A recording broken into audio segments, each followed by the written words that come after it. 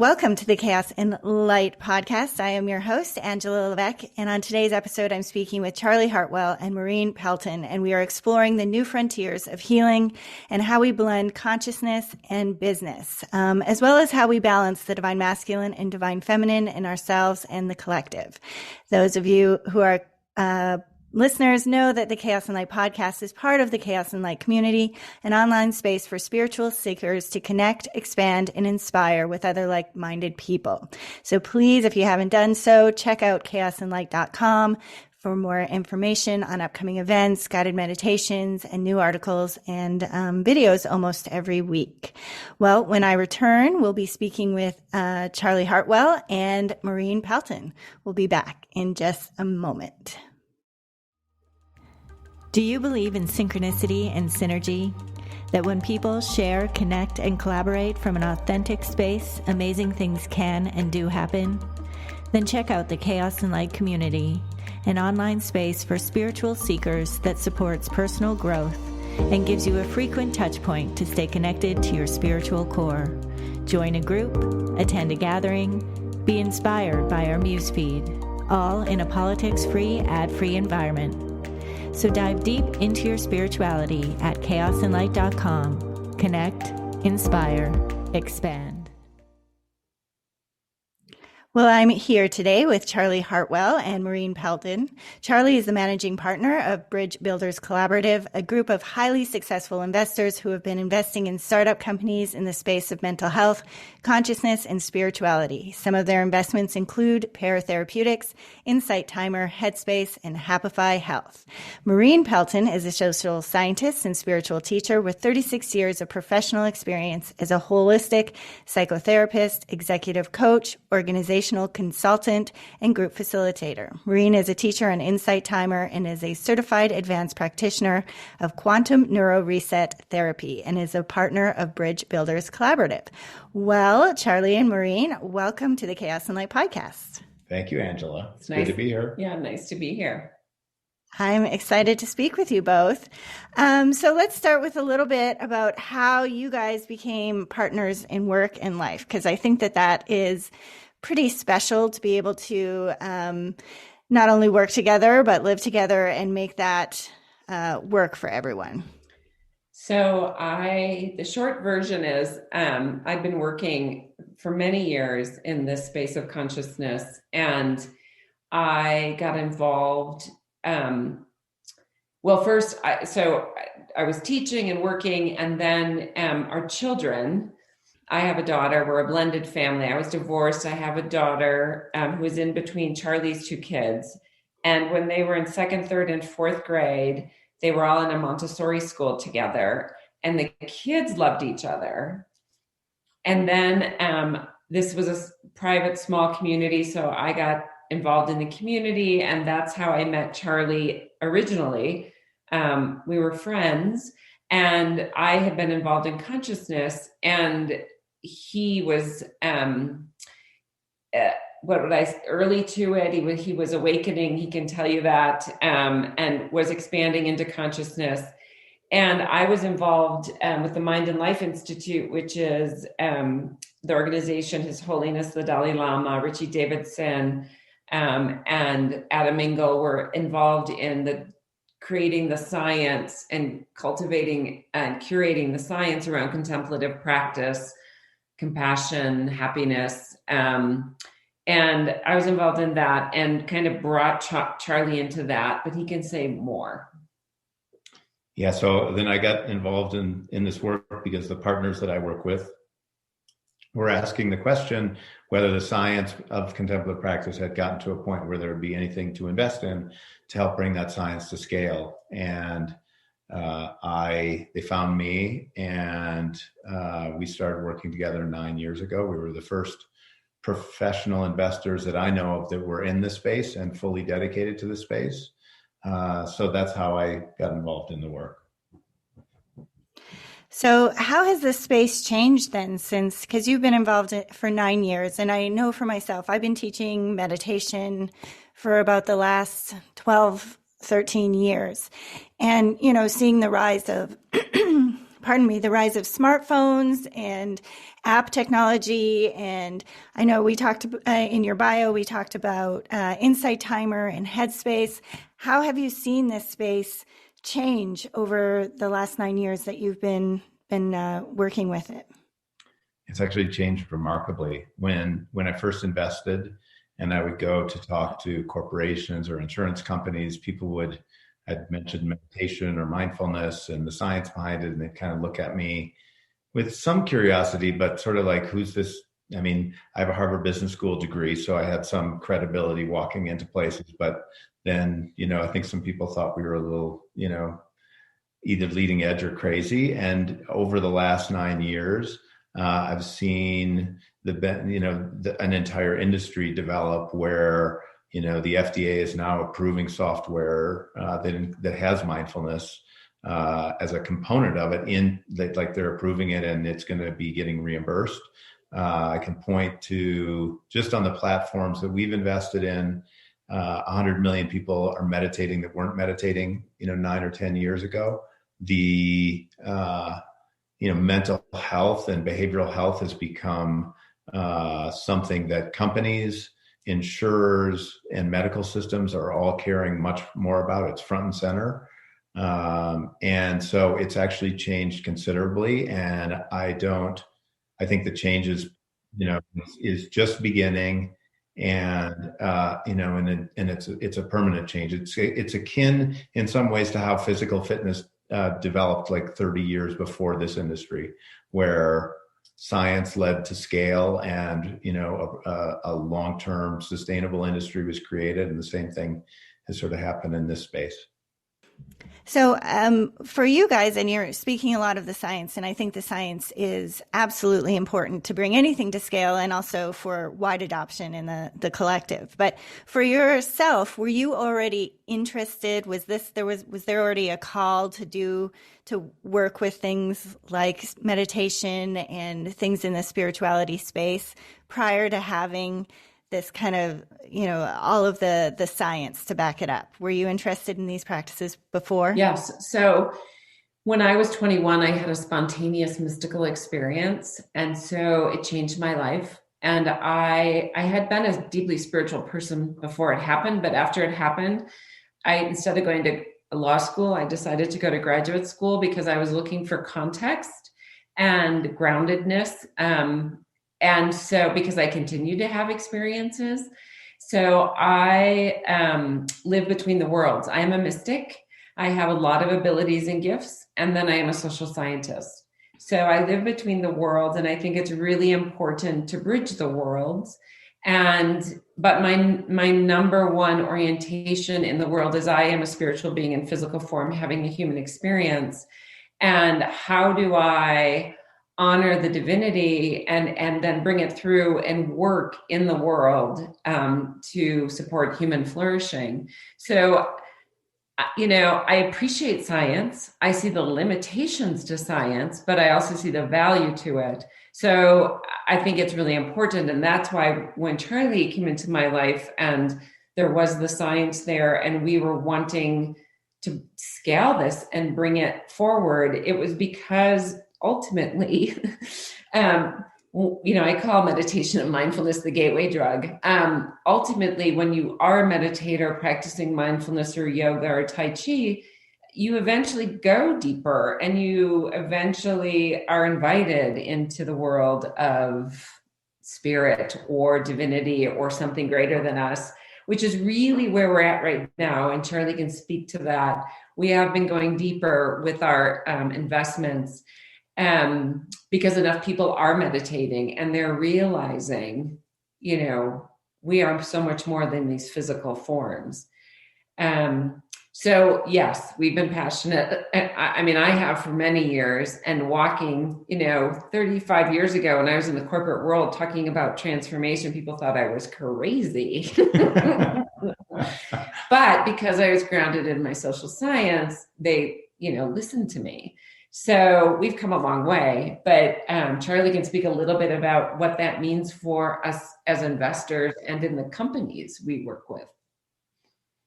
Yeah. So I just say first, Maureen was born 26 days before me. And then she was, many years before me in this space. So I just want to honor and she's the one that got me into this space. So I want to honor that. I've worked in business. I've worked in 14 different industries. I'm passionate when I'm supporting and helping to co-create global movements. This is the latest one that I've been involved in, one I'm passionate about, but I'm later, I think my transformation began around 18 years ago. So Maureen is well ahead of me in number of years that she's been in this space. But I was speaking to the change that's happening within even our investing, because we're going deeper. Correct. Yeah. So as Maureen said, and she said to me about 3 years ago, Charlie, you've been investing in the gateway drugs, to higher levels of consciousness. It's time to go deeper.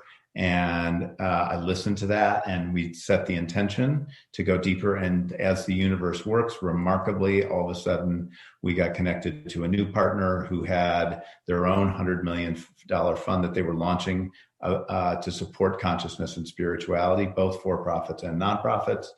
The original partners that I had sort of said, we need a new strategic framework.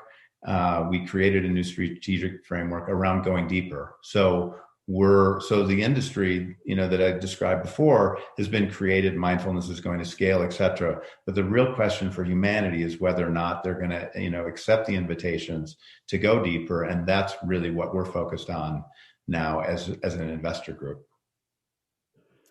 Do you have any concern? So if we use yoga for an example, right? So yoga has a very deep, rich, spiritual, like the whole thing. Yoga is a way of life, and there's this Eightfold Path. And then as we saw yoga come into the West particularly, but into the mainstream, we saw a lot of that. In some cases, we saw a lot of that spirituality being stripped away, and it became more about, having nice tight butt or, that sort of thing. And then there was a huge commercialization around the products and stuff that you could buy for the yoga lifestyle. And I wonder, do you have any concerns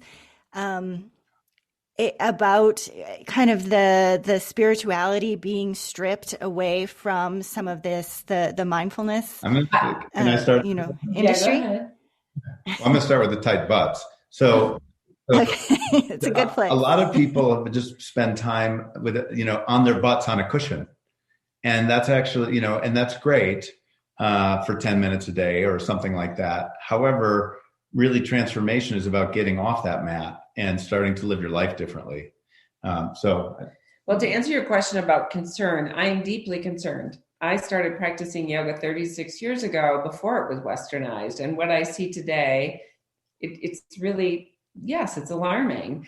And with mindfulness and meditation, we've been to India a few times and hearing about Hinduism, any religion, any dogma, any routine, any protocol, is concerning at times for really how it can take us away from our connection to the divine, and how it can be misrepresented.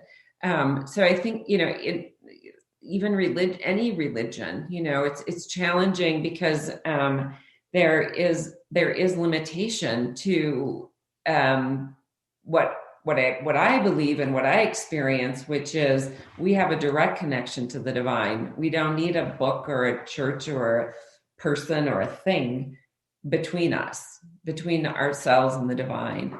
So yes, I've had a lot of concerns, and Charlie's listened to me over the years express those.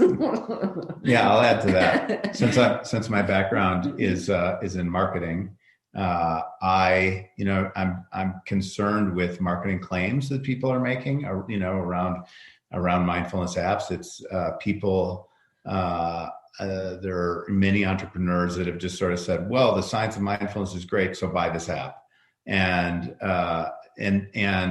there are many different concerns I have around how the mindfulness space or the consciousness space or the psychedelic space is entering into our system, where where not only are things stripped out, but it becomes much more about greed and about money than it does about actual change. And that's concerning to me.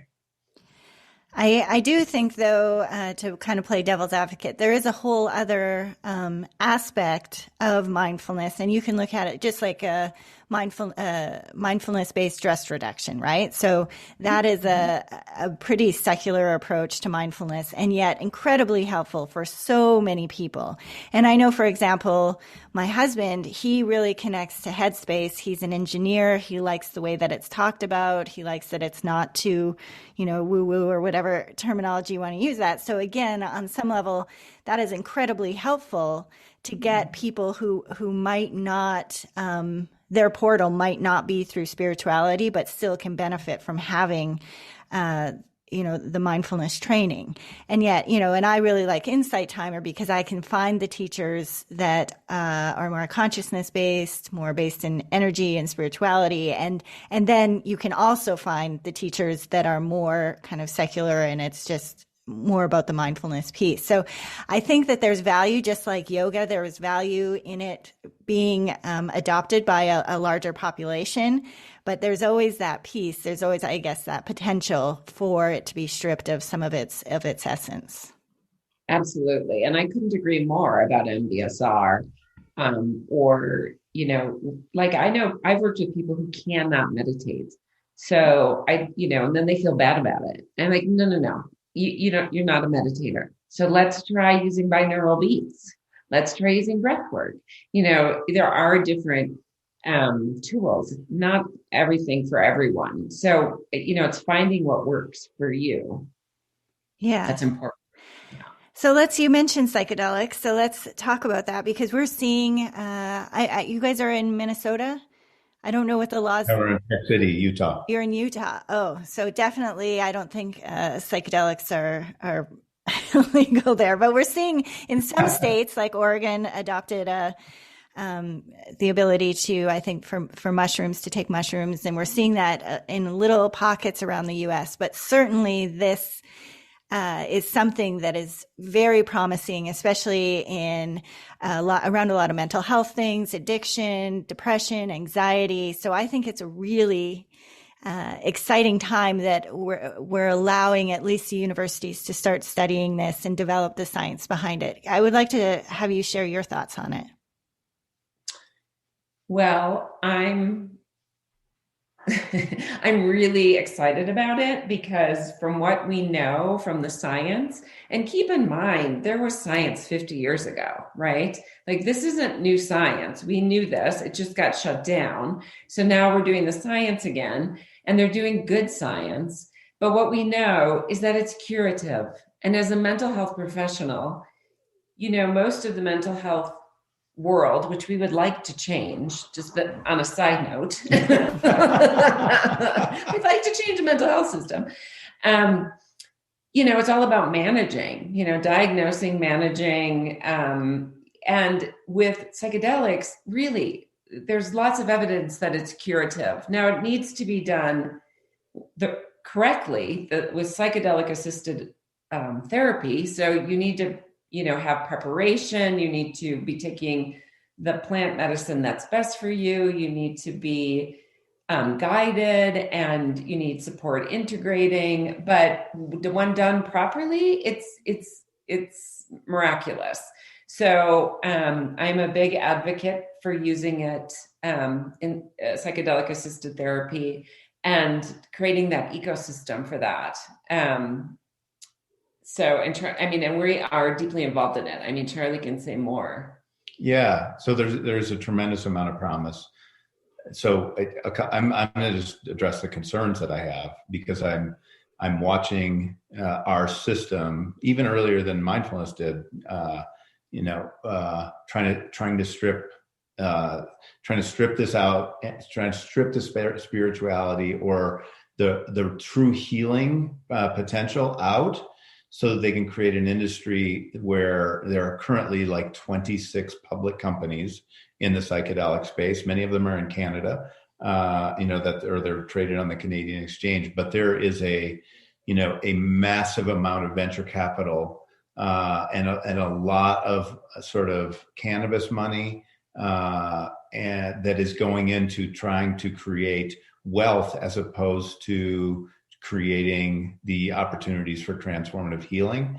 And there's a lot of concerns that I have about intellectual property that people are claiming, which isn't really intellectual property. They're just trying to grab at something so they can prop up the value of their own company's value. But I think there are some very well-intentioned people who are trying to find ways so that this can be really kind of a revolution in our behavioral health system.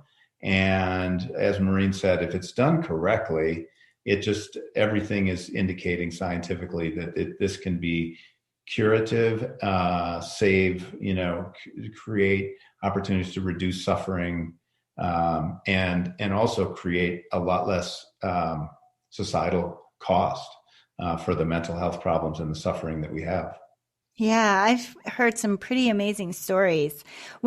Some of the concerns that you're speaking about, is that in the kind of the microdosing space?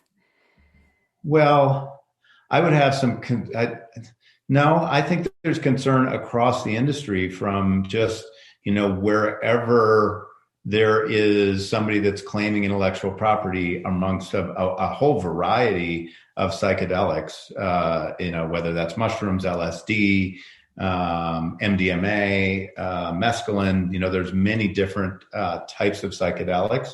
It just seems like there's a sort of a land and grab strategy, which is very capitalistic, where the societal impact is going to come from focus on the healing and the transformation and well-trained therapists with really good protocols to help people get ready for the experience, have the experience that's transformative, and then integrate what they have from that experience. And I think microdosing is a good example of, sort of I'm not saying there's not benefits from it, but it's kind of our old system, which is if I just take something, to help me with my suffering, then I'll be all better. Where the industry will try to get people to microdose more often and sell more.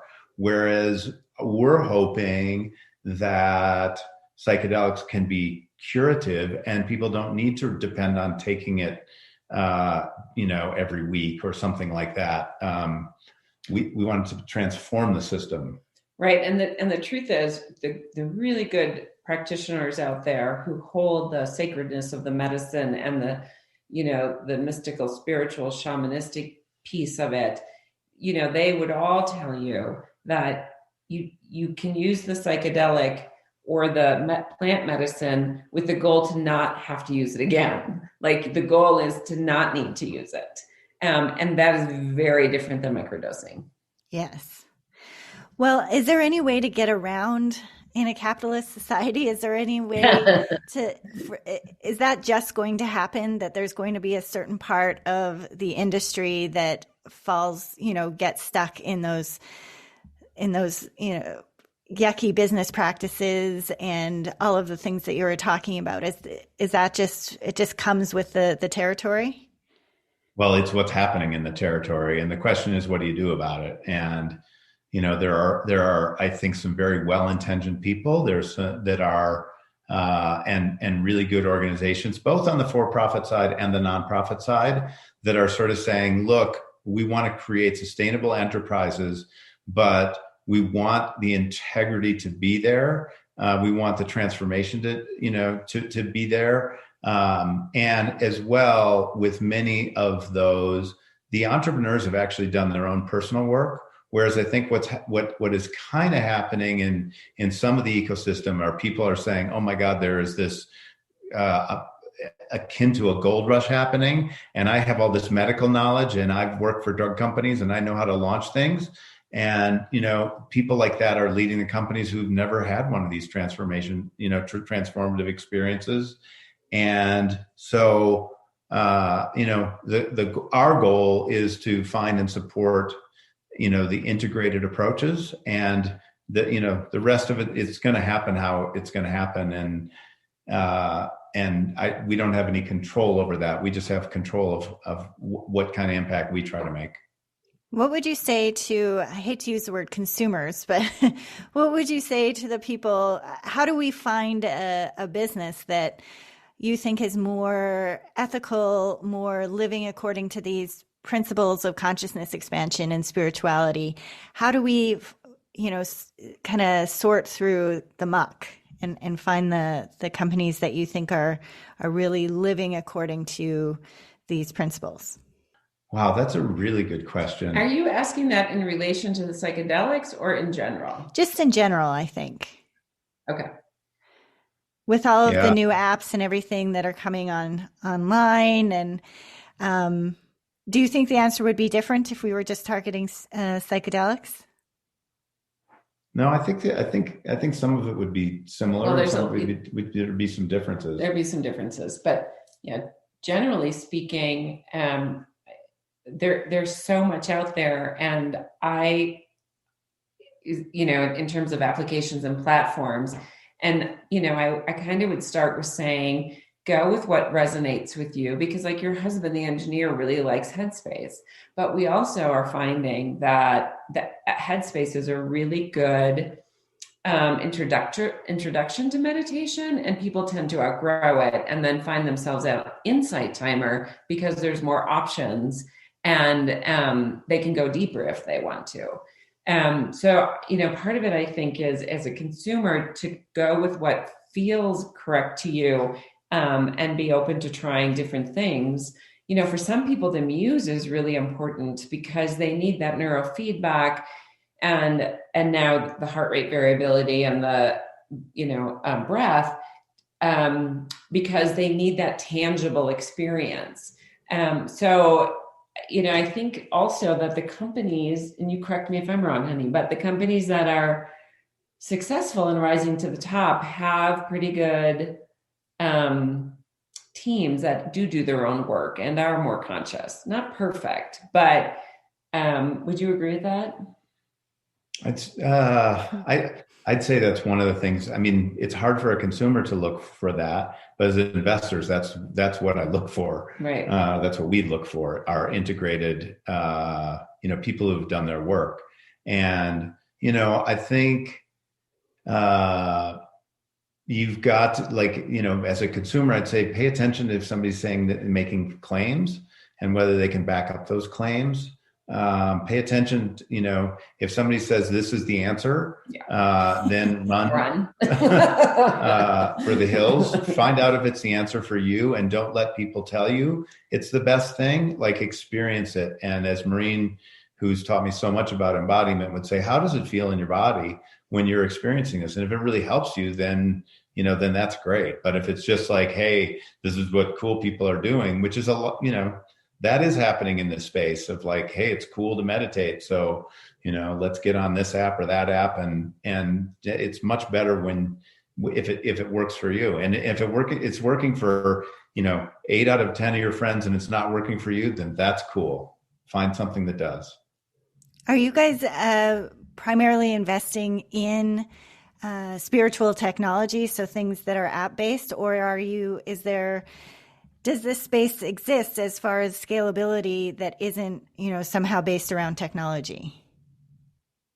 That's a good question. It seems as though every investment that we've made thus far has been either technology based, either hardware or software. And then there are components that might be like offline from that.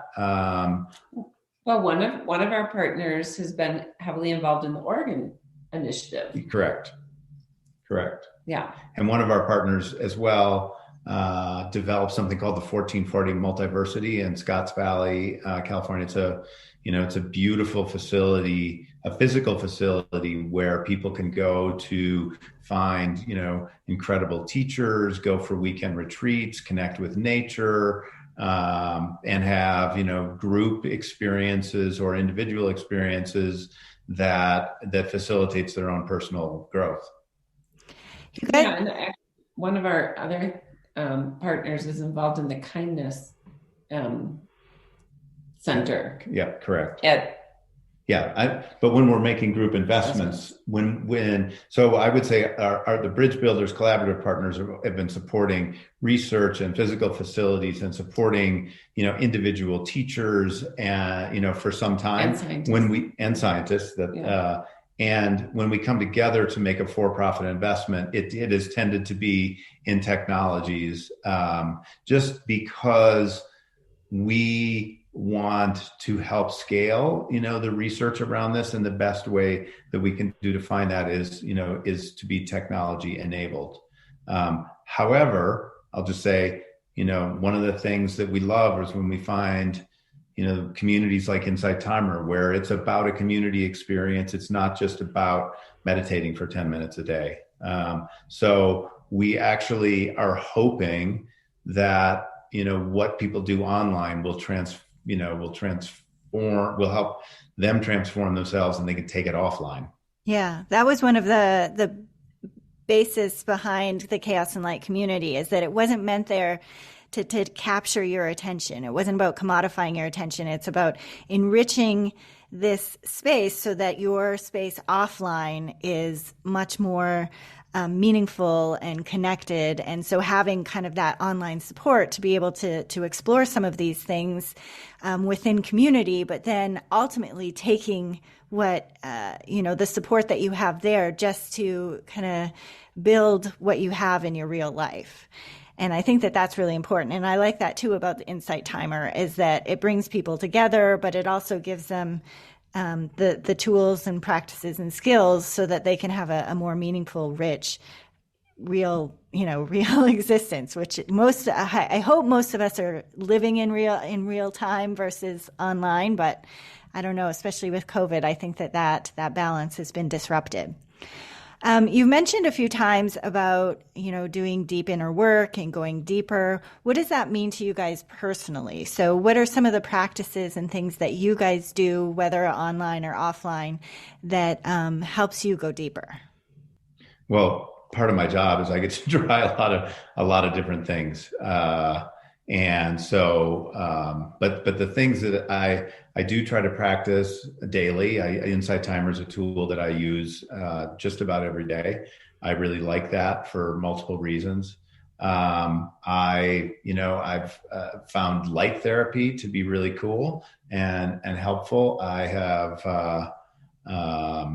there's a lot of different practices and teachers that I would say are helpful. And then what I would say is I live with unconditional love, which is Maureen, and she does not allow me to be less than myself. So I would say that I have this remarkable gift, which every once in a while, I'm like, oh my God, she's kicking my ass again. So but in respecting the feminine and respecting the wisdom that Maureen is, like, she's been a huge part of my transformation in just holding me unconditionally as I go through whatever, growth that I'm going through. And for me to answer the question, one thing I'll say is I'm constantly learning new modalities. Charlie would tell you I'm addicted to learning. And because there's always new modalities to take us deeper. So I just like to learn them. And when I learn them, I have to go through them. So I get to go deeper. But for me, it's a lifestyle. I mean, since my spontaneous mystical experience at 21, I am committed. I'm totally committed to being unconditional love in the world. And to do that, I have to always do my work. So I use a variety of modalities and practices. Breath is really important, breath work.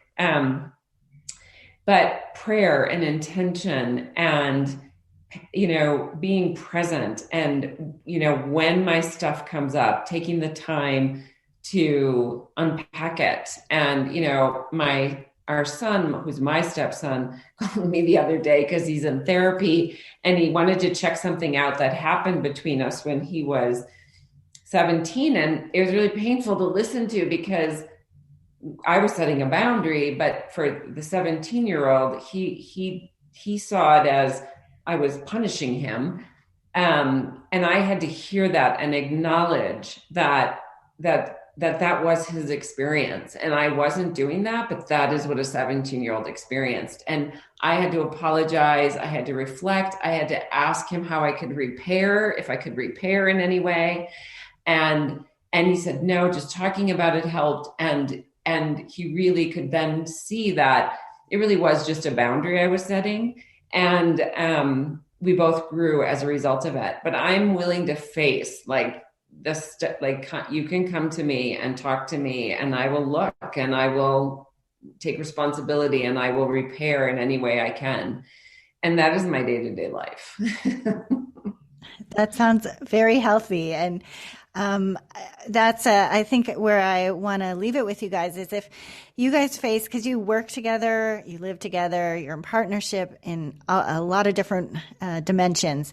Is that how you deal with challenges? Like if you guys have a difference of opinion in work, because I think that we lack good modeling in our society of how to resolve conflict, how to hear people and still be able to have those boundaries, like you were saying. So if you run against a challenge, a difference of opinion in your work, how would you guys solve that?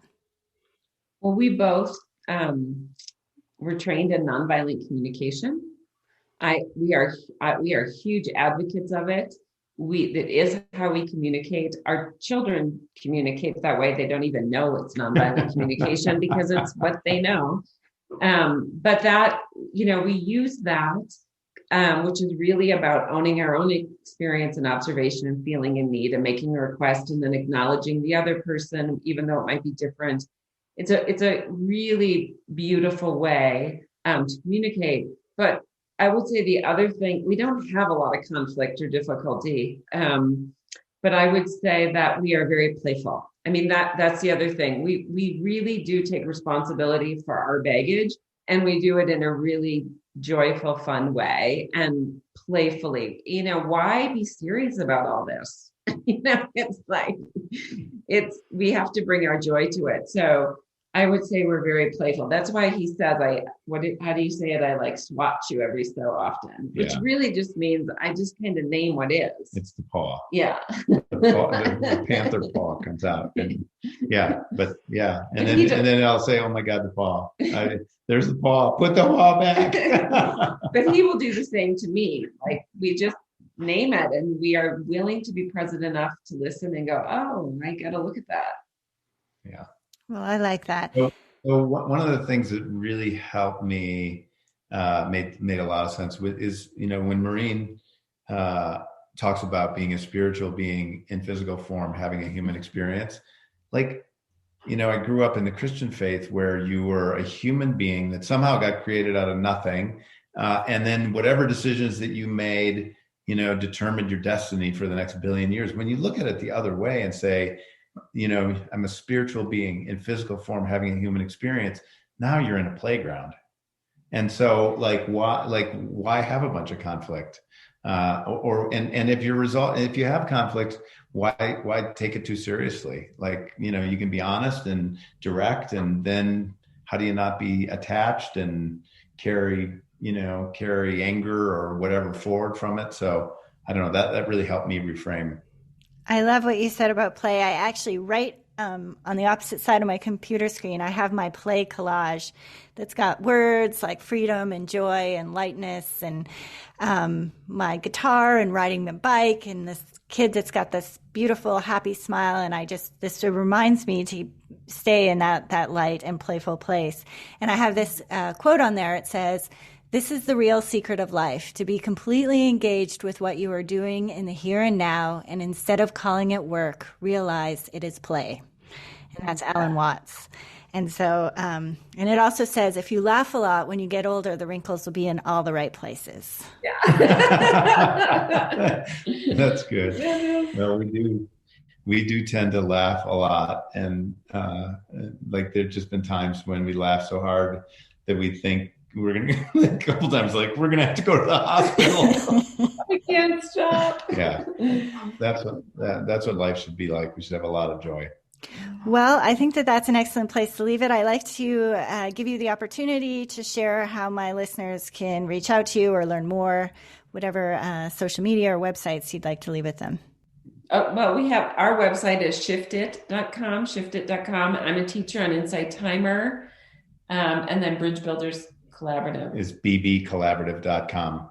And we're both on LinkedIn. I've used LinkedIn more, but that's a platform. And then as well, I have a Medium blog where I write about things that are happening in the industry. Yes. Well, I want to thank you so much for being on the Chaos and Light podcast today. Thank you. Thanks a lot for having us. Yeah. Well, we'll be back after this ridiculously short break. Are you enjoying this podcast and want to help this lady out? Well, share it with friends, or even better, leave a review on iTunes. We'd love to hear from you. Now back to the show. Well, that is it for today's episode. Coming up on our next episode, we'll be talking to Jeff Simpson all about integrative health, nutrition, maybe some of the messaging around COVID, how to boost our immune system, all of that good stuff. Well, take care and seek the mystery.